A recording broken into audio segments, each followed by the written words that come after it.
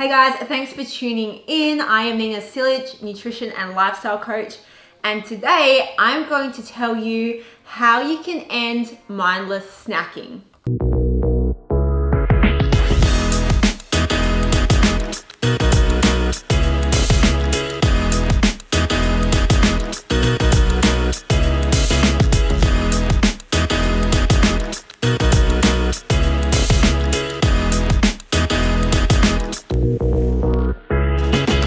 The first thing you can do is really take control of your environment. So I'm talking about the kitchen.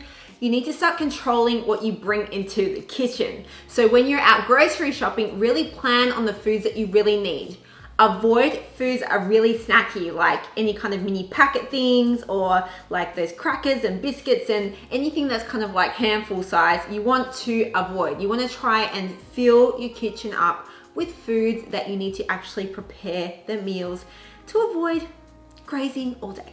The second thing you can do is be really intentional with your meals.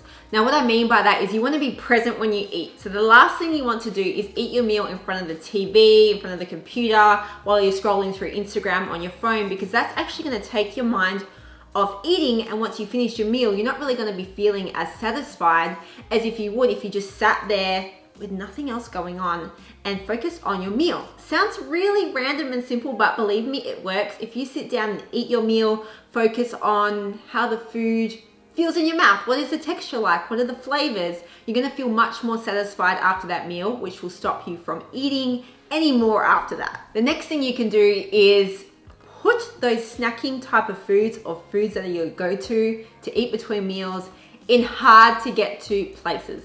Add some friction. So have healthier options available in front of you. Maybe have the fruit bowl out on the counter instead of the cookie jar.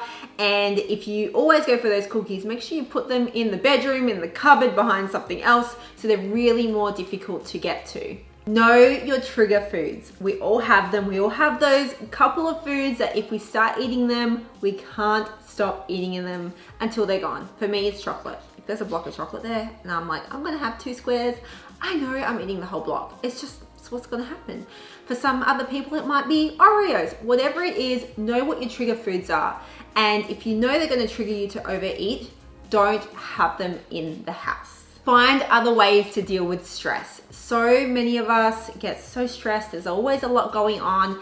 And for the most part, a lot of people turn to food to help you feel good. You just feel great when you're eating all the foods you love, and then you feel like crap afterwards. So make yourself a list of things you can do when you are feeling stressed or emotional, like going for a walk, taking a bath, calling a friend, whatever it might be. Try to do that list first before you turn to food to help you cope with stress. Stay busy throughout the day. There's nothing like being bored and then just wanting to mindlessly eat or just go to the pantry.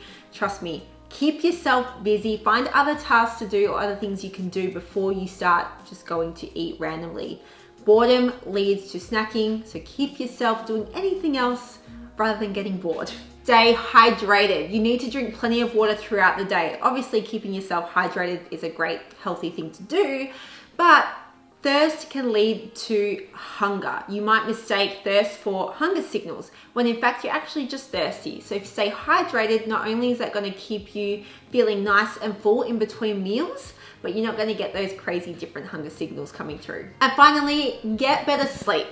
Lack of sleep has actually been linked to crazy different hunger signals. So you have 2 hunger hormones. You have ghrelin, which makes you hungry, and you have leptin that makes you feel full. So sleep can actually rev up that ghrelin hormone and make you feel really hungry and want to eat when your body doesn't actually need it. So make sure you're getting adequate sleep to avoid overeating. So there you have it, guys. There are some tools that can help you stop mindlessly snacking, and I hope you guys find them really useful. Thank you so much for watching. I really hope you enjoyed this video. Please give it a thumbs up if you did. Make sure you subscribe, and I will see you next time.